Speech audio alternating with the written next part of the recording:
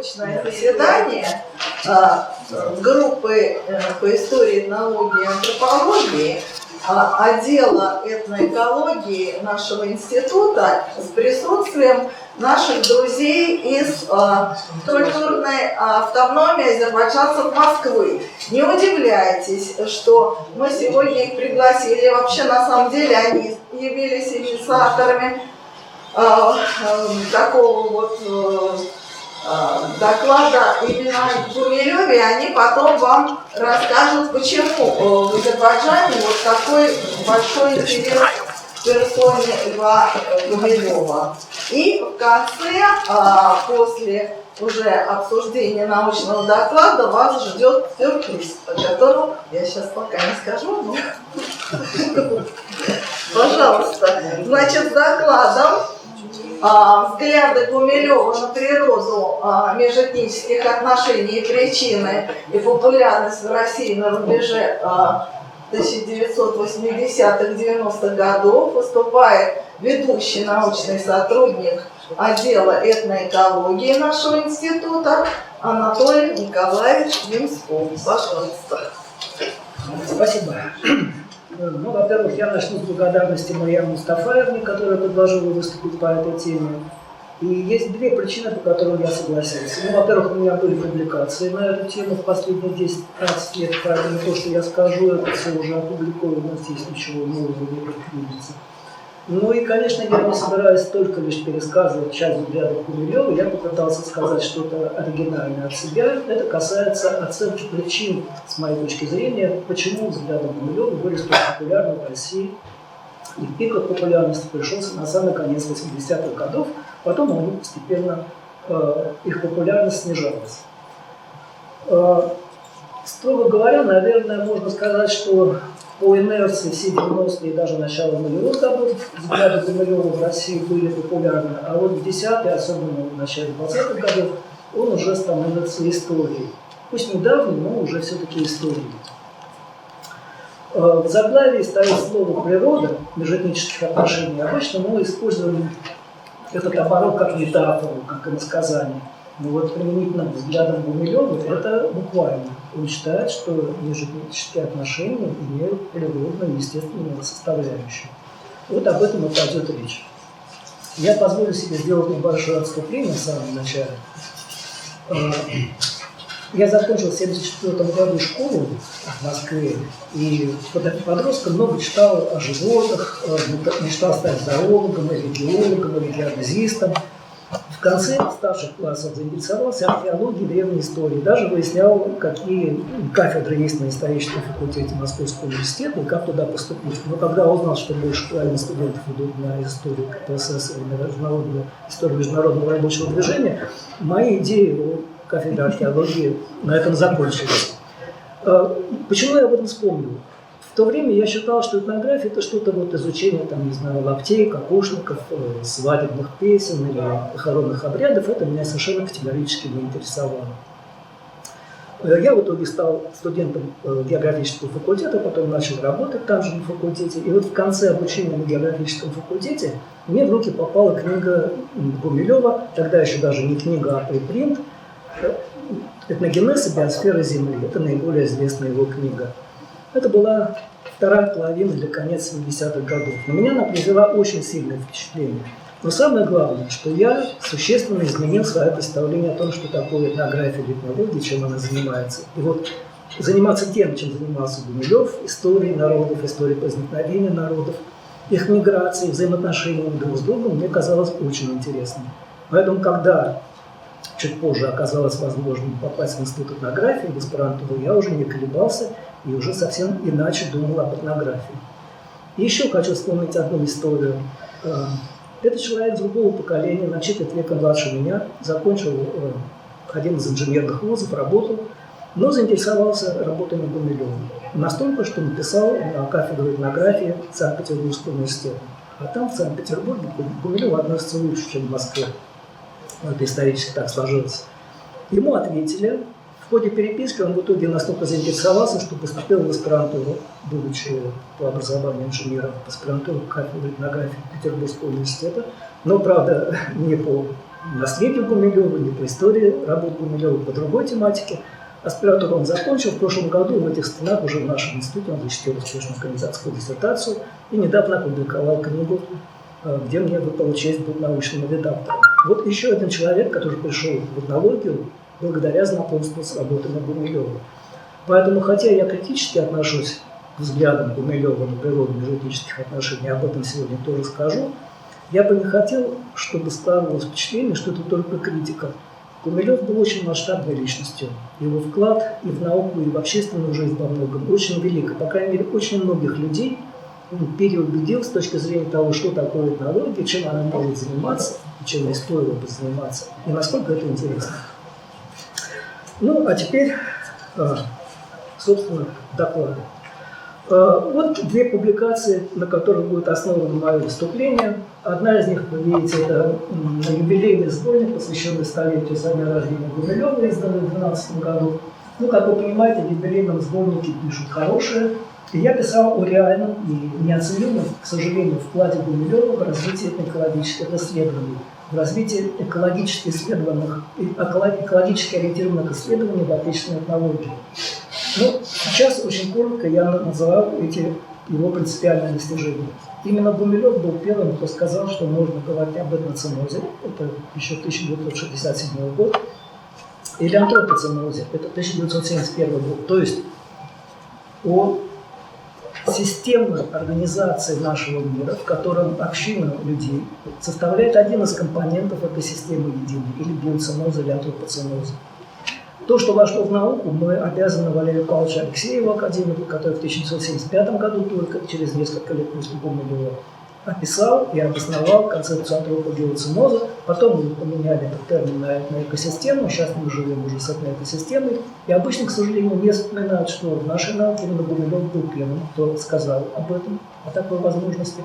И более того, описал структуру антропоценоза, как он его понимал, что это хозяйственный коллектив, совместно ведущий хозяйственной деятельности, это домашние животные, это культивированные растения, но это территория, на которой живут эти люди, которые они контролируют. Гумилев в тех своих работах в конце 60-х годов описал очень детально и процессы адаптации в культурах народов Земли. Обычно мы, и я сам в том числе, связывал изучение исследований культурной адаптации с работами Сергея Александровича Арутюнова. И он действительно сделал больше, чем кто-либо еще в этой области знаний. Но Гумилев был все-таки первым, кто сказал, что адаптация человека через культуру имеет две основных стороны. То есть человек, во-первых, преобразовывает участок природной среды, где он живет, но вместе с тем он и приспосабливается к природным условиям этого участка. И что при исследовании процессов адаптации, культурных изменений вследствие адаптации необходимо учитывать обе эти стороны. Как преобразование географической среды человека, так и влияние географической среды на человека, на изменение его культурных традиций. Ну и, наконец, пожалуй, то, что оказалось наиболее востребованным из этой части исследований Гумилева, он предложил термин «вмещающий ландшафт» или «кормящий ландшафт». Его очень полюбили географы. Это вполне корректный и внятный термин, который означает, что когда складываются основы культуры народа, на них лежит отпечаток тех природных условий, той географической среды, в которой возникла эта культура. И потом в течение дальнейших миграций, развития, межэтнических контактов этого народа с другими народами, носители этой исходной культуры тяготеют к тем ландшафтам, которые похожи на ту географическую среду, в которой эта культура когда-то возникла. Ну, Гумилев это, естественно, иллюстрировал обычной историей кочевых народов Евразии, Великой Азиатской степи. Но сегодня я в основном буду говорить о другой своей публикации. Это работа с 2006 года, посвященная проблемам преподавания географии в средней школе и географии, этнографии в вузах на географических факультетах. Работа, видите, была опубликована в 2006 году. Я анализировал материалы как раз 90-х годов, с самого начала нулевых годов, и тогда еще в географических учебниках и школьных, и вузовских было очень много о Гумилеве, о его концепции межэтнических взаимодействий, что я и критиковал в этой статье. Ну вот, на основании этой статьи строится мое дальнейшее выступление. Еще одно что-то вроде вступления. Это попытка сказать об Гумилеве как о человеке, то есть попытка оценить масштабы личности Гумилева и его работ для науки. За рубежом работа Льва Николаевича Гумилева практически неизвестна. То есть они не оказали особого влияния на западную науку. Вот в качестве хорошего контраста я бы привел феномен Александра Васильевича Чаянова. Чаянов работал в 20-е годы, в 30-е годы был репрессирован, в конце 30-х расстрелян, но он был человек, который сделал огромный вклад, а во многом основал такие направления науки, как социология села, экономика крестьянского хозяйства, социально-культурная антропология крестьянства. Так вот, работы Чаянова были переведены и опубликованы на Западе только в 60-е годы. То есть примерно тогда же, когда работал и Гумилев. Его основные работы тоже вышли в 60-е годы, уже после 60-х годов. Но работы Чаянова стали, в общем, классикой современной науки. И сейчас трудно найти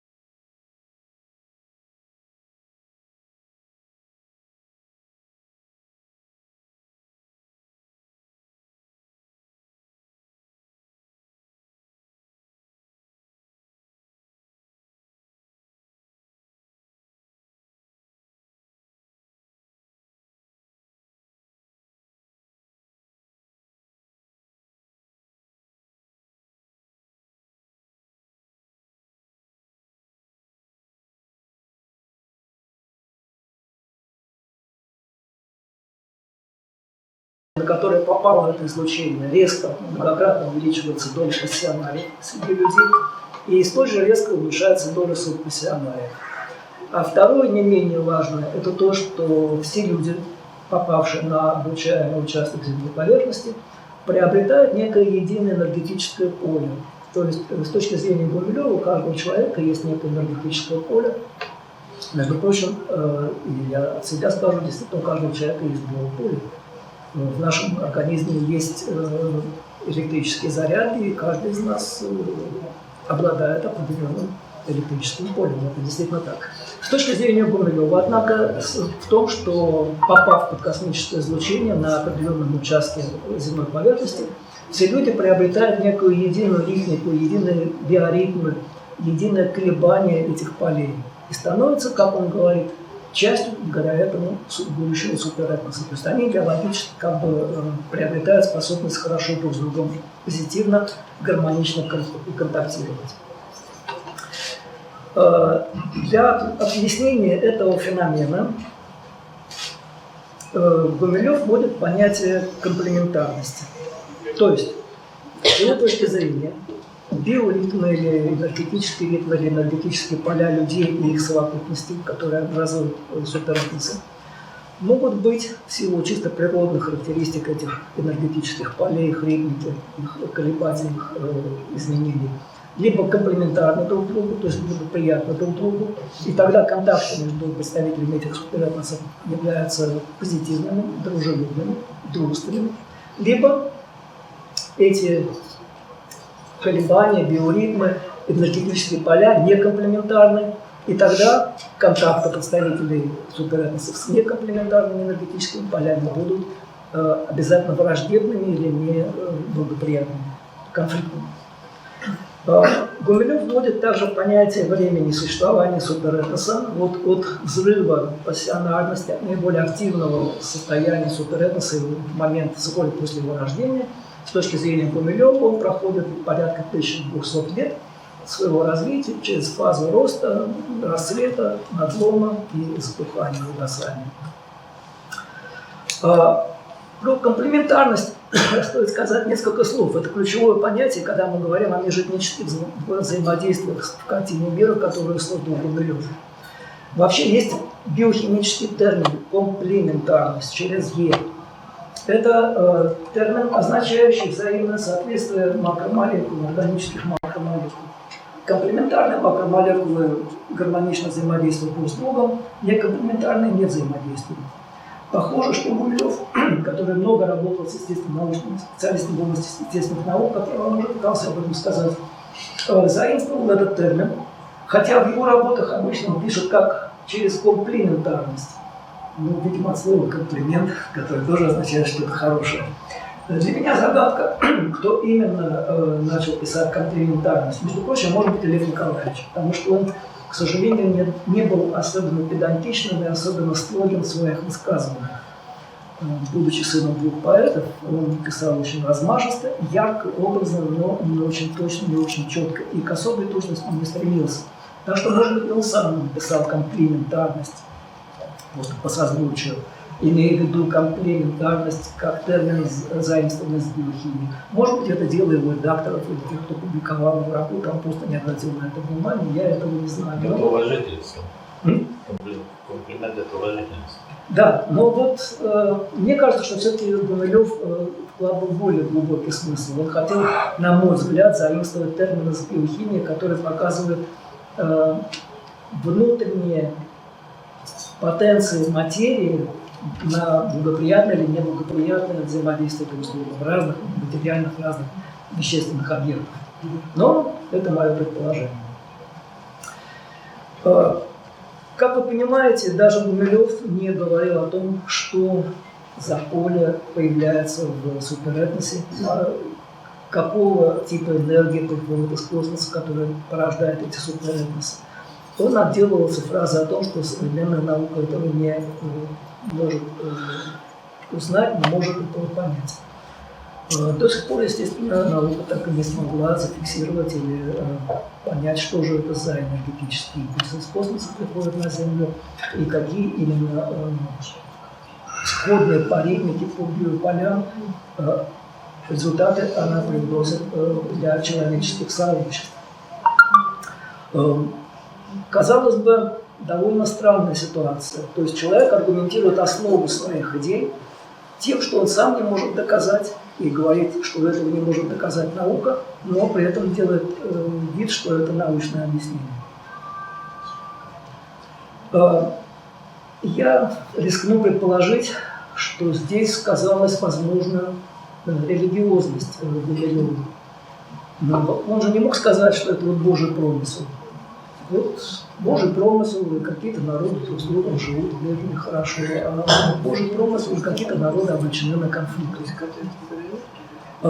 Более того, он работал и жил в условиях советского общества, зрелого советского общества в основном. То есть, когда был культ науки, культ прогресса, научного прогресса. И поэтому, естественно, что аргументы в пользу своей картины мира он брал из сферы естественных наук. Это, кстати говоря, и сказалось на популярности его идей, потому что их воспринимали как что-то, что привносит естественно-научные методики в объяснение этнографической проблематики. Но чуть более подробно о основных причинах популярности идей Гумилева, которые довольно причудливые, как я уже сказал, вот, в западной книжке, посвященной Гумилеву, называются абсурдными или запутанными, или весьма странными. Я думаю, что первая и главная причина популярности идей Гумилева – это то, что он получил, как я уже пытался кратко пересказав биографию вам объяснить, заслуженный ореол человека, гонимого советской властью, гонимого физически, вплоть до арестов и лагерей, гонимого научной, академической элитой, когда ему запрещали фактически публиковать его работы. Понимаете, одно дело не признание его работ, в том числе по вот этому пассионарному толчку, комплементарности или некомплементарности, но он же написал и другие работы. Как я уже пытался вам сказать, он сделал очень многое для того, чтобы впоследствии другие люди продолжали развивать идеи о том, как происходит реальное взаимоотношение человеческих обществ и биографической судьбы. Но, тем не менее, его в конце 70-х годов, по сути, перестали публиковать.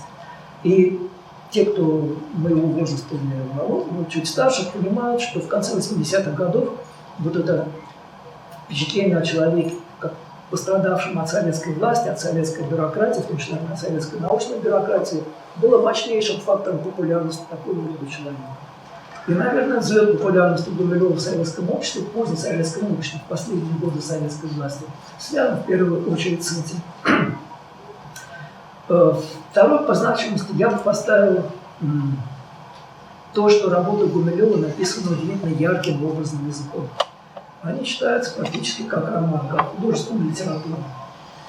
То есть это огромный контраст по сравнению с тем, как пишутся академические исследования по истории или археологии. И это не может не импонировать, особенно не специалистам в области археологии или истории. То есть это мощнейший фактор, который тоже сказывался на популярности идей Гумилева. Его было интересно читать, его было легко читать, его было легко понимать. И поэтому, соответственно, хотелось верить в то, что он пишет.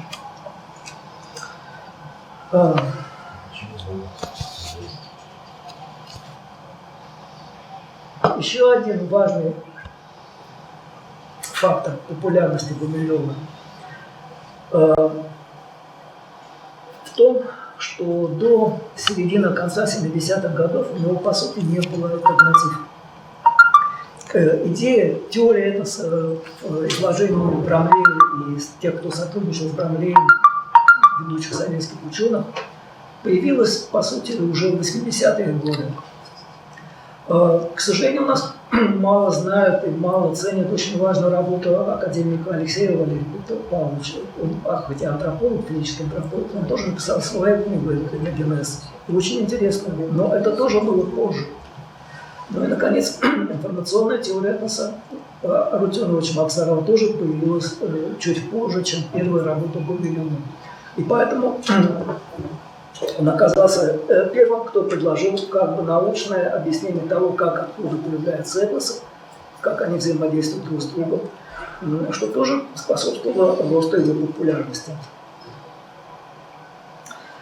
для людей, подобных мне, с географическим образованием, для биологов, для людей, которые в принципе интересовались природой и уделяли внимание экологической проблематике, а не забудьте, 80-е годы, конец особенно 80-х годов, это всплеск популярности экологических движений, экологической тематики в советском обществе.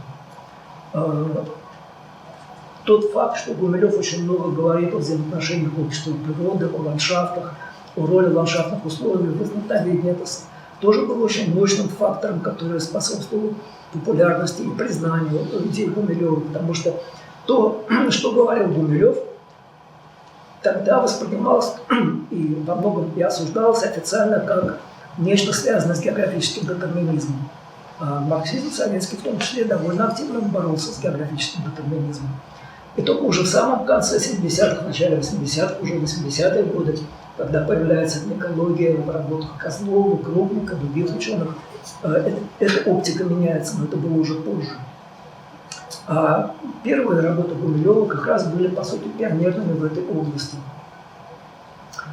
Ну и, наконец, что тоже очень важно, на мой взгляд, для людей с естественно-научным и с техническим образованием, вообще для советской технической и научной единицы, это то, что Гумилев привнес в свои построения количественные характеристики. Он четко определяет, на какую длину территории действует космический импульс. Я сейчас не помню, это несколько тысяч километров. Он четко определяет время, которое требуется от момента космического импульса до рождения нового суперэтноса, 150 примерно лет. Он определяет срок существования суперэтноса как единой системы с едиными вот этими биополями, колеблющимися в такт друг другу из идей составляющих это суперэтнос. С его точки зрения это 1200 лет. И вот эти количественные характеристики, которые часто присутствуют в работах Гумилева, посвященных феномену этноса, для людей, не имеющих базового этнографического образования, они тоже служили своего рода очень ярким приманивающим фактором. Они создавали иллюзию точности и обоснованности, вплоть до десятков, сотен лет, количества лет существования этноса и прочего. Но помимо вот этих конкретных причин популярности идей Гумилева, которая имела место на рубеже 80-х и 90-х годов, я бы сказал, что еще было два условия, в которых возникли вот этот феномен популярности идей Гумилева.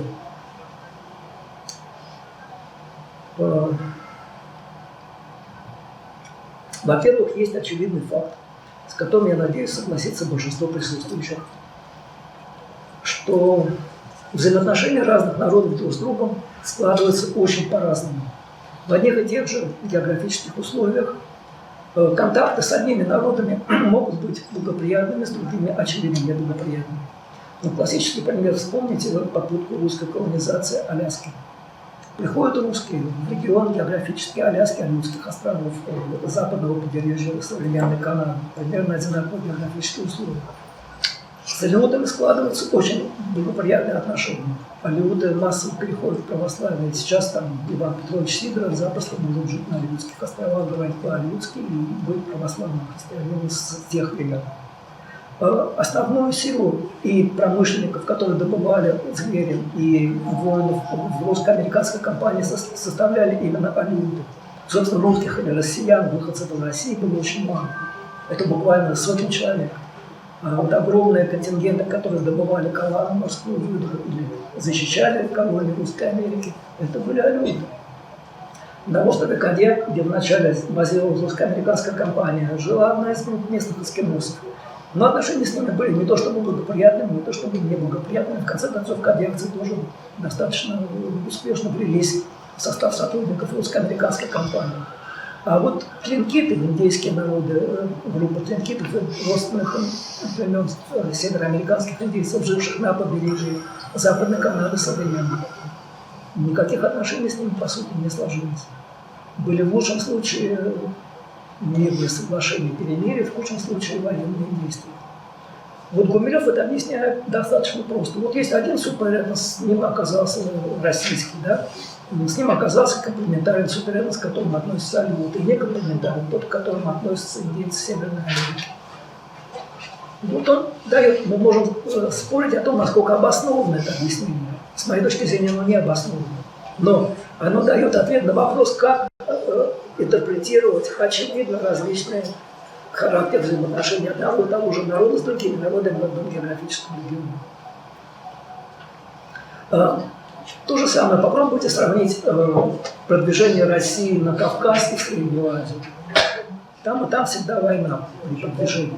Но на Кавказе война идет почти столетия, не переставая. В Средней Азии это завоевание и все. Практически без серьезных даже восстаний. Как вот объяснить такие случаи? У Гумилева есть объяснение для таких случаев.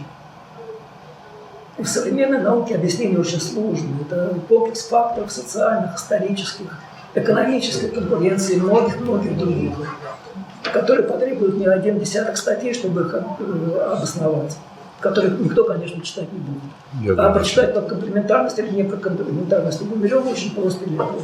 И можно поверить в его справедливость.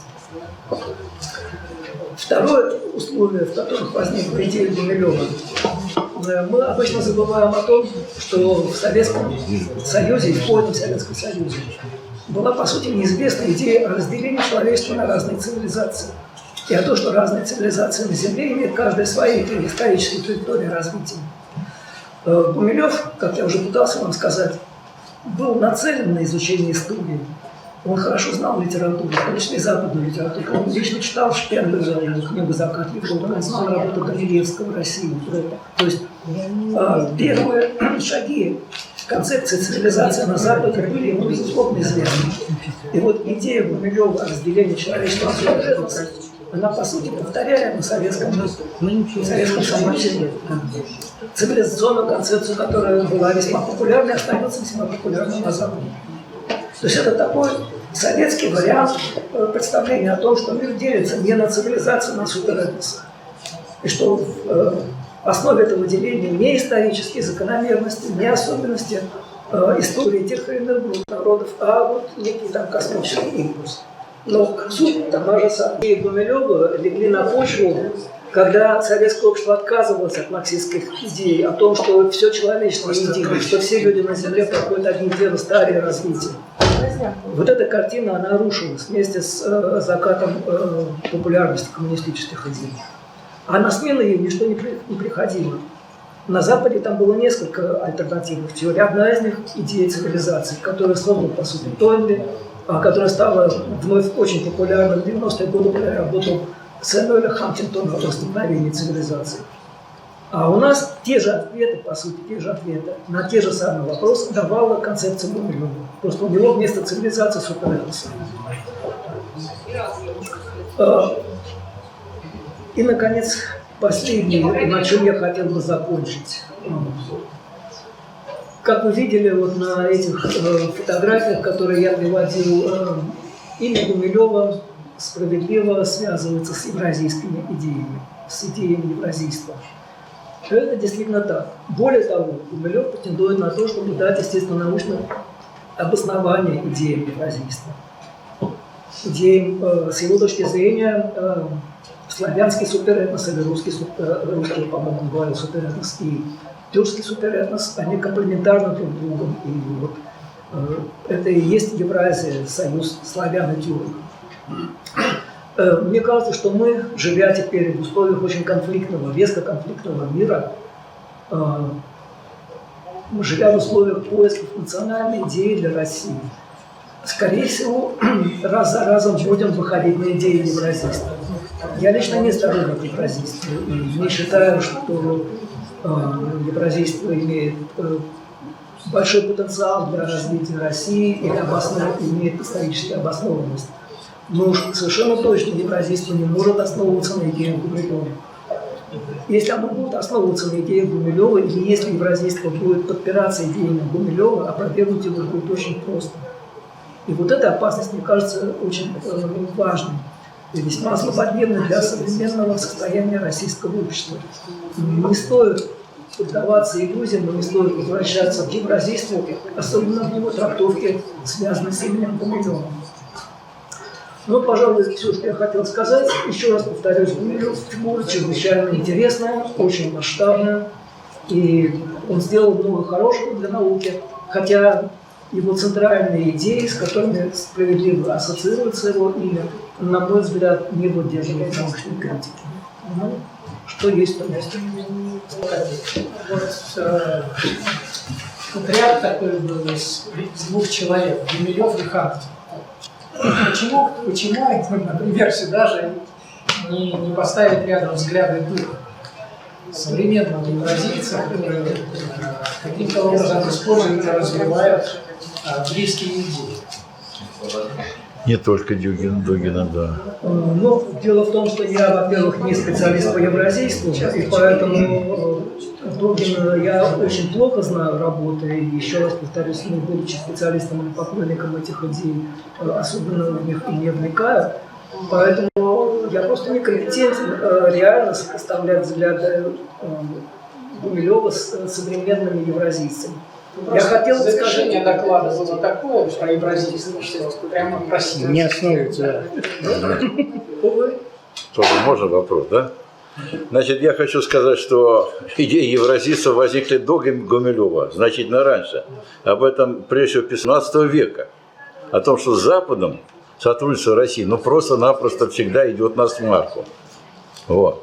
Ну и дальше, значит, идеи евразийства развивались там, и за границей там наши самые люди там уходили. Поэтому это заслуга, это не лично Гумилева. А с точки зрения менталитетов, вот как раз на евразийском континенте как раз и есть вот и русский народ, он обладает похожим менталитетом. Почему бы нет? Вот Запад действительно он ментально отличается от российских. А у нас же, понимаете, общие просторы, общие степи, вы говорили, вот тюрки. Почему так, они такие комплементарные? Да потому что Кавказ на горах обособленно живет. А степные народы, они как раз вот с сотрудничеством с другими народами. У них чаще они пересекаются.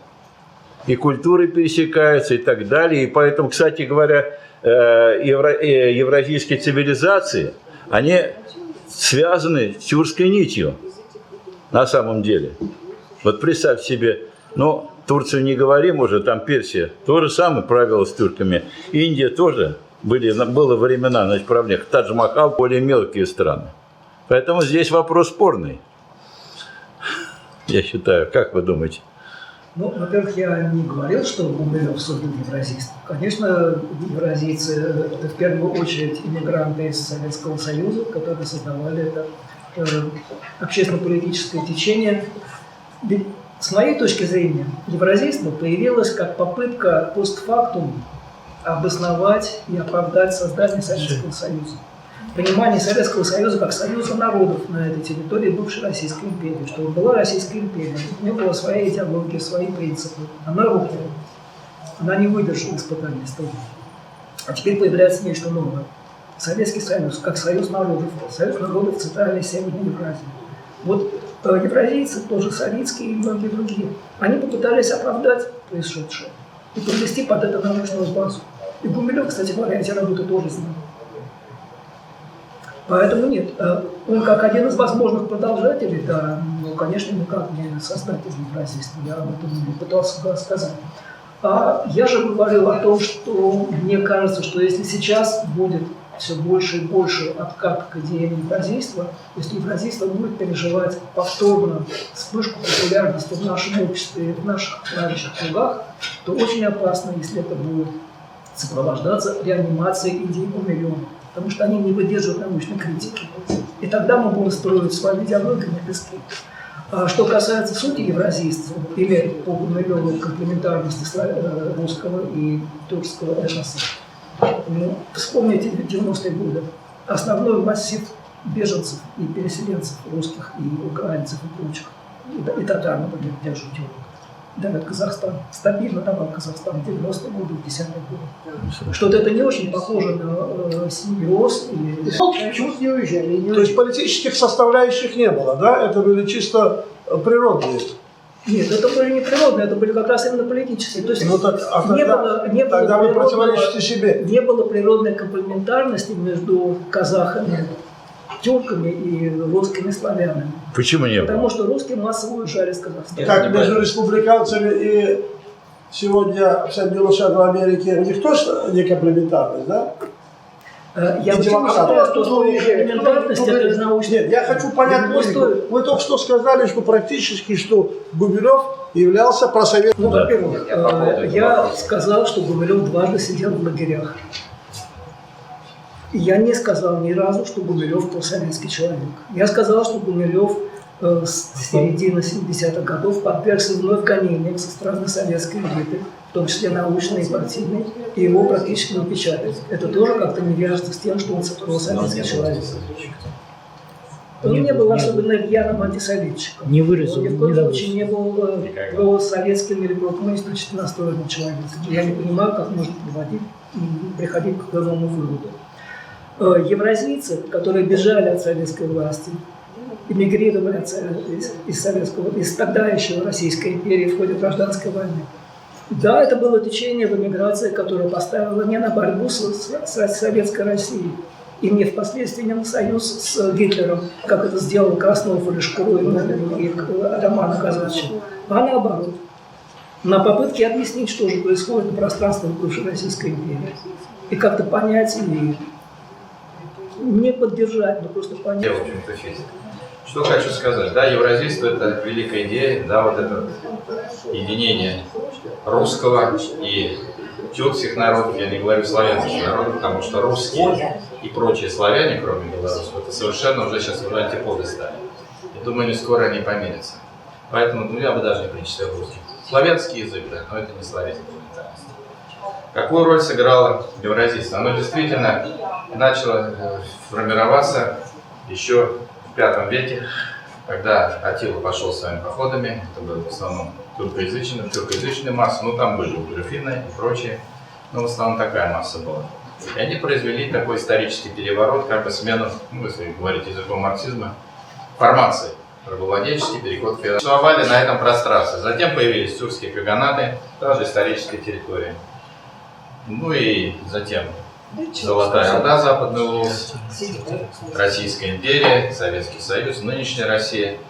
И вообще, как бы тут правильно говорили, что тюрки сыграли большую роль. Не просто, так сказать, в развитии каких-то цивилизаций. Там была индийская, китайская, там, индийская. Но они как бы их еще и консолидировали. Потому что, вот, скажем, ну, Шах-Бабур, который пришел в Индию, он, собственно, ее объединил, крупное государство. Чингизиды как бы создали современный Китай, которые жили между двух рек, а потом они приросли этими большими территориями. Сыграли, так сказать, и на Ближнем Востоке определенную роль.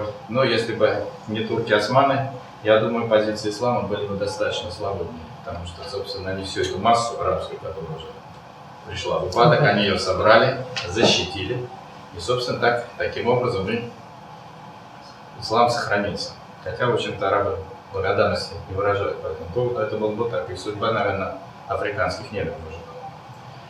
Значит, говоря о нашей евразийской цивилизации, ну вот говорят татаро-монгольская ига, мое мнение, лично субъективно, я говорю татаро-монгольское благо. Что бы было, если бы они не пришли? Русские княжества в состоянии перманентной, уже многовековой междуусобной войны. Вот что произошло с другими балтийскими народами, с пруссами, с прочими, которые исчезли. Ни языка, ни религии, ничего. Также здесь могло быть. Чингизиды не вмешивались ни в религиозные вопросы, ни в этнические. И большинство князей русских сохранили свои позиции. Ну, в общем, как-то была какая-то защита. Западные рубежи закрыли. И, собственно, вот так сейчас эти границы существуют. Вражда Запад-Восток, это она постоянно, уже многовековая, уже даже больше 1000 лет. Она продолжается, видимо, так и будет продолжаться. Сейчас вот времена очень сложные, потому что вот сейчас уже что такое национальность, евразийская цивилизация, это, так сказать, различные формы идентичности. Ну, самая элементарная форма идентичности – это семья. Уже дальше уже, так сказать, будет человек или животное. Сейчас идут нападки на все эти виды идентичности, поэтому, как показалось, сейчас мы в большом противостоянии находимся с Западом. Я думаю, это только будет расширяться, и я не хочу, как говорится, преувеличить, но масштабы этого конфликта будут только разрастаться. И поэтому мы стоим перед выбором, конечно, с кем мы и как. Говоря, скажем, об отношении тюрок и славян, русских, ну, все они, как говорится, если брать по гаплогруппам, ну, где-то процентов на 60 и те и другие, они состоят из финно-угорских. Я не говорю южных, я говорю татары. Поэтому, ну, очень такой этнос, который впитался в кровь, так сказать, этих двух больших этносов.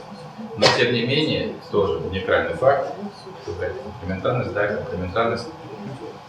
Есть народы, они до сих пор сохранились, народы бесписьменные, чуваши, мурты, мордва, ну, в основном финно-угорские. Они сохранились. Это, в общем-то, исторический парадокс. Если какой-нибудь народ, ну, если только не все люди, где-то живут в Африке, который бы так сохранился, бесписьменный, практически без религии. Но они сохранились. Это тоже очень большая заслуга нашего сначала татарского народа и русского. Они, в общем-то, следуют мнению.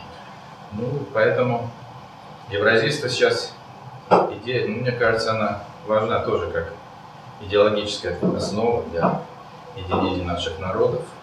Потому что кто из вас мог бы вообразить, вот недавно отмечали 80-летие Сталинградской битвы. Одной из задач было защитить пути поставки бакинской нефти. Мы были одним целым. И никто никакими такими вопросами не задавался. Я вас уверяю, и в 90-м году я человек достаточно общительный, много ездил везде. Видел много. В маргинальной среде не общался, но никакого национализма, ни бытового, не говоря общественного, нет. Они выросли как грибы. Я говорю, как национализм назывался. Возьмите татарский общественный центр. А в 94-м году уже хотели вводить войска. Приволжский округ стояли в Норильских лесах, в Оренбурге, танки стояли.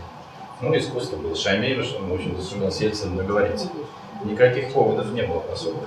Ну, мало там какая-то сумасшедшая женщина бегает с зеленым флагом, говорит, надо разводиться, бросать своих русских жен и прочее. Ну, это не прижилось. Но я говорю, как это было, что все это проплачивалось. И сейчас также. И основная задача нашей страны не победа на Украине, наверное, мы быстрее бы достигли. Победа, задача разобраться у себя здесь. Главная победа будет здесь. Я думаю, мое такое субъективное, что мы так немножко сдержанно себя ведем, потому что не можем. Что я не могу молчать? Да. Стандартный набор дурацких клише. Излишнее противостояние России и Запада. Русские без татарской плети были ни на что не способны. Да. Почему-то раздробленность была и в Германии, и во Франции, но ни французы, ни немцы не погибли. Вот. Хотя игнорируется тот факт, что Запад, он достаточно разный, как более или менее единая целая сформировалась только после Второй мировой войны. Для этого они гораздо больше друг с другом воевали, чем с Россией, без кем-либо еще. Вот. Мы тоже с собой друг с другом воевали, говорили. Все они славяне, одни только русские и белорусы славяне, но это вообще... А я не говорил, что не славяне, я говорю, что у нас нет общности с ними. А почему? Все роды немного один паучий клюв. Так, можно? Вот я хотел про Казахстан немножко добавить. Вот сегодняшняя ситуация. Значит, заместителем председателя казахской автономии является русский, который прекрасно говорит на казахском языке. Значит, вот здесь в Москве есть певица, которая одна из таких популярных певиц, русская, поет на казахском языке. Потом самая популярная песня сейчас в Казахстане, «Дударай» называется, сочинила опять русская. Значит, русский народ весьма комплементарный, я могу сказать, защищаю русский народ. К несчастью русского народа просто у него руководство немножко неправильно. Оно создает всякие эти конфликты, понимаете? Вот из-за чего.